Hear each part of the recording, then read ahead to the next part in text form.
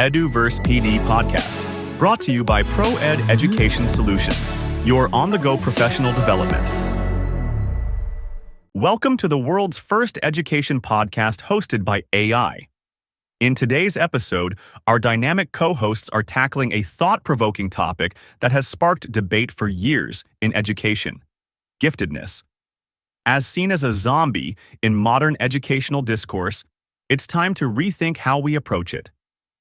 Andy and Liz will be unpacking insights from the exclusive interview Rethinking Giftedness, Challenge for All with the esteemed author Morgan Whitfield, featured in EduVerse Newsletter, Issue 18, the special edition on neo-mindsets for tomorrow's education.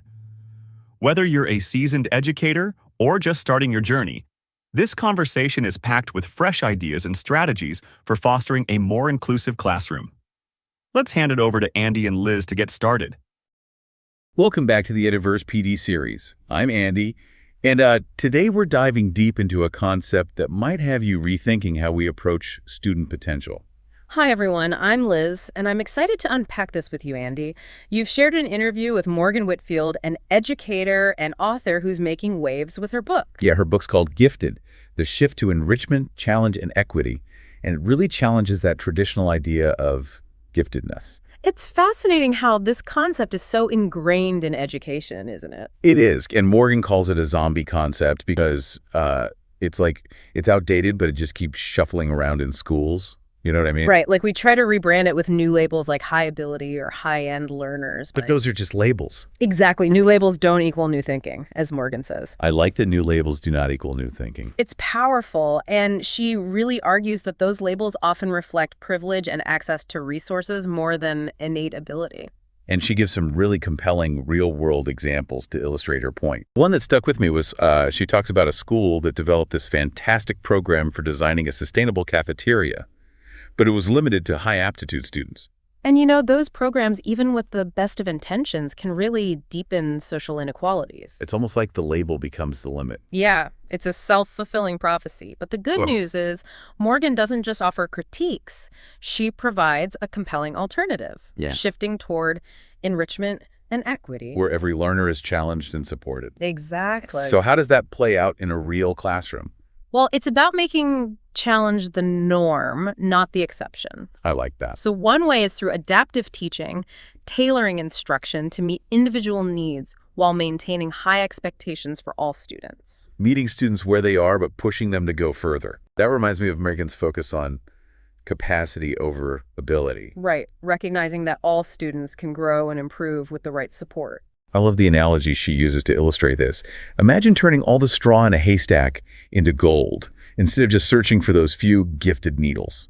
It's a beautiful way to think about the potential within every student. It really is. Right. So to make this shift, Morgan emphasizes 3 key areas where schools need support: curriculum, pedagogy, and mindset. Let's start with curriculum. What does a curriculum that embraces this enrichment and equity approach actually look like? It's about moving away from watered-down content and ensuring that every student has access to rich and thought-provoking material. Okay, so moving from passive learning to active, engaging experiences. Exactly. And instead of just teaching facts, it's about fostering critical thinking, collaboration, problem-solving skills. Those 21st century skills everyone's talking about. Precisely. What about pedagogy? How do teaching methods need to change? Well, Morgan highlights several practical strategies like adaptive teaching, which we've already touched on. She's also a huge advocate for discussion-based approaches, like the Harkness discussion method, where students sit around a table and lead their own learning through dialogue and debate. I can see how that would encourage deeper understanding and develop those communication skills. Absolutely. Okay, so we've got curriculum, we've got pedagogy now. Let's move on to that third area, mindset. This one seems crucial for any real change to happen. It is. It's about shifting from that fixed ability mindset to a growth mindset. Believing that every student has the capacity to grow and learn. Given the right support and encouragement, and this shift is as crucial for teachers as it is for students. You're right. Teachers need to believe in the potential of every student to really implement this approach. It's about seeing potential everywhere, not just in students who fit a particular mold. So what are some practical steps teachers can take to embrace this mindset shift? Well, Morgan suggests reflecting on their own beliefs about student potential. Do they truly believe that every student can learn and grow? If not, how can they change their thinking? That's a great question. How can they change their thinking? It can be as simple as consciously looking for the strengths in each student instead of focusing on their perceived weaknesses. Focusing on what's there and nurturing those strengths. Exactly. This aligns with her idea of teaching to the top, setting high expectations for all students and believing they can reach them. And it's not just about setting expectations, it's about providing the necessary support for students to reach those expectations. Wow. That's where skillful scaffolding comes in. So scaffolding up. Exactly. Pushing boundaries, equipping students to tackle those tougher challenges rather than simplifying tasks. It's about empowering students to take on increasingly complex tasks rather than limiting their potential. Right. And this approach not only benefits students academically, but it also equips them with those skills and mindsets needed to thrive in a world that's constantly changing. To be adaptable, resilient, and able to navigate complexity. Exactly. Skills essential for success in any field. This is a powerful vision for education. But the question is, how do we actually make it happen? How do we implement these changes on a larger scale? Well, it's not going to happen overnight, and Morgan acknowledges that we need systemic change.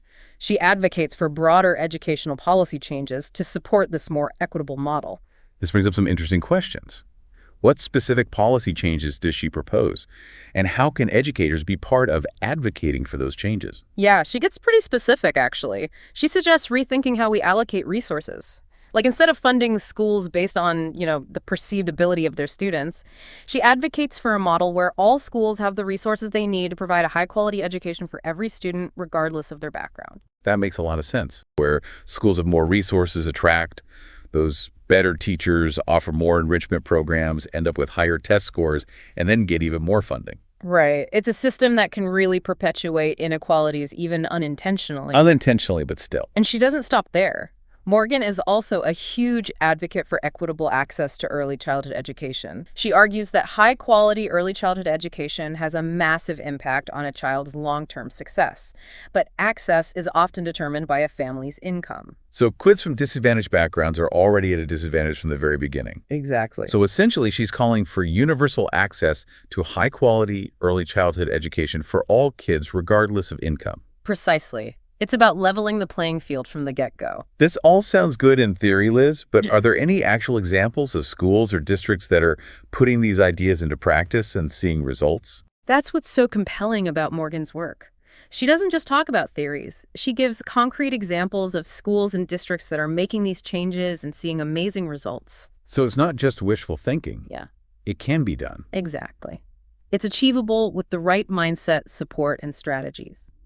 I'm really feeling inspired by this.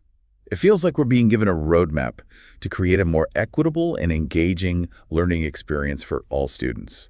So what are some of the key takeaways you want our listeners to walk away with today? I think one of the biggest takeaways is that we need to challenge those old assumptions about giftedness and recognize the potential that exists within every single student.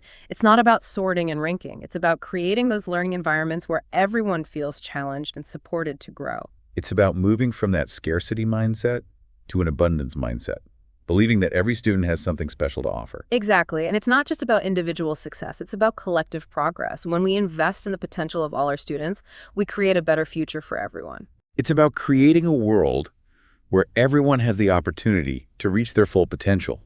Precisely. Another key takeaway is that this is a team effort. It's not just the responsibility of teachers or administrators. It's about all of us, parents, policymakers, community members working together to create a system that truly serves all students. You hit the nail on the head there, Andy. It takes a village. It really does. And Morgan also emphasizes the importance of joy in learning. Oh, absolutely. She argues that when we create those learning environments that are challenging, engaging, and inclusive, students are naturally more motivated and excited to learn. Right. Learning shouldn't feel like a chore. It should be an adventure. And that joy is contagious. It spreads from the classroom to the community and beyond. For sure. We've covered a lot of ground, Liz, but now I think it's time to shift gears and focus on what our listeners can actually do, regardless of their roles, to support this vision. Okay, great idea. So what practical advice does Morgan offer? For educators, she suggests starting by reflecting on their own beliefs about student potential. Do they really truly believe that every single student has the capacity to learn and grow? And if not, what steps can they take to shift their mindset? Exactly. It might involve consciously seeking out those strengths in each student or participating in professional development opportunities that focus on inclusive teaching practices. It goes beyond just mindset, though, right? Of course. Educators can get curious about their students' interests and talents. Think about how to create learning experiences that tap into those strengths. Experiment with different teaching methods like project-based learning or discussion-based learning. All great ideas. And create a classroom culture that celebrates diversity, equity, and inclusion. Make sure all students feel safe, respected, and valued for who they are.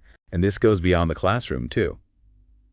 Educators can advocate for policies and practices at their schools and in their districts that promote equity and access for all students. Yeah, like speaking up at faculty meetings, attending school board meetings, or connecting with organizations working to improve education. And advocate for policies that support equitable funding for schools, access to early childhood education, and teacher development. We all have a stake in creating a future where every child has the opportunity to reach their full potential. And let's not forget about being lifelong learners ourselves. Oh, that's a good one. Showing young people that learning is a joyful and rewarding pursuit, no matter what your age or background is, can be incredibly impactful. Couldn't agree more. We've talked a lot about actions today, but what about shifting our language and how we talk about student potential? That's important too. Morgan says, if we truly want to increase joy, close achievement gaps, and break cycles of social immobility, then inviting and empowering all L students and stakeholders is the silver bullet. Powerful statement. It's a reminder that we need to move beyond those labels and see the value and potential in each individual. It's a call to action to create a more equitable and enriching educational experience for all. Exactly. And she raises this really thought-provoking question. If those labels like gifted are truly outdated and harmful, what are some new ways we can recognize and nurture the unique talents and potential within every student? That's a great question to ponder. So Liz, that question about how we recognize and nurture potential without relying on those labels, it really got me thinking about another one of Morgan's quotes. Oh, which one? She said, "We don't teach high-ability pupils. We teach high-achieving behaviors." I like that one. Yeah, it really stuck with me. It shifts the focus from like innate ability to those learned behaviors and actions. It suggests that success isn't predetermined, but rather it's something we can cultivate. Through effort, perseverance, the right support. Right. It gives students agency. Yeah, it tells them they're not limited by a label. Instead, they have the power to shape their own destinies through their choices and actions. And that message is so important for educators, too. You know, if we believe that certain students are just naturally more capable than others, well, we might unintentionally limit their opportunities or lower our expectations for them. Like we create a self-fulfilling prophecy where students start to believe what we believe about them. Exactly. But when we embrace that challenge for all mindset, we create this ripple effect where students start to see themselves as capable learners. And they take ownership of their education. Exactly. But how do we actually put that challenge for all approach into practice in our classrooms and schools? Yeah, that's the big question. And Morgan offers a lot of practical strategies in her book. One that I found really helpful was the idea of scaffolding up instead of scaffolding down. So traditional scaffolding, you know, it often involves simplifying tasks or lowering expectations for students who are struggling. And while that's well-intentioned, it can actually limit their growth in the long run. Because it sends the message that they're not capable of handling the same level of challenge as their peers. Right, exactly. So instead of giving them a boost, we might be unintentionally holding them back.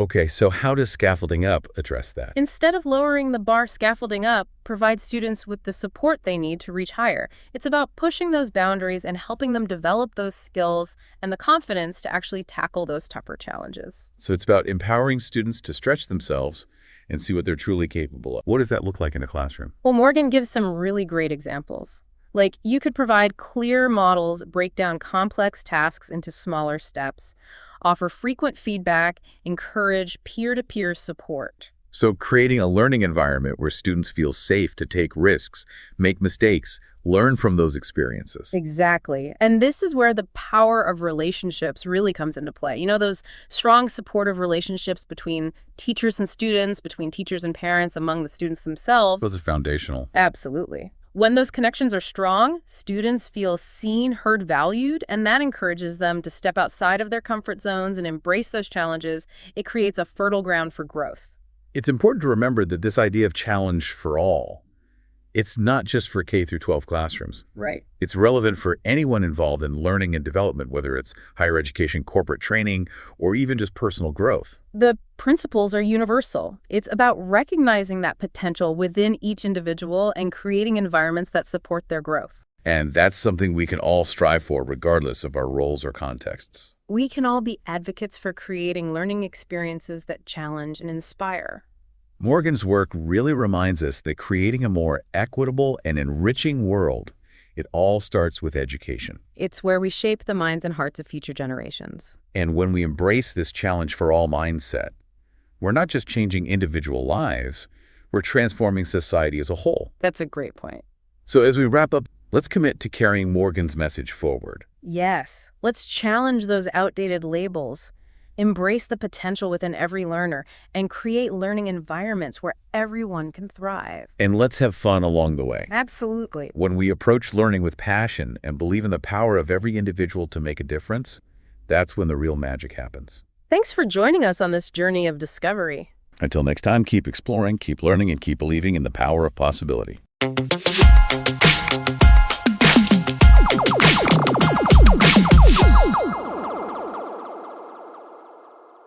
What an enlightening discussion.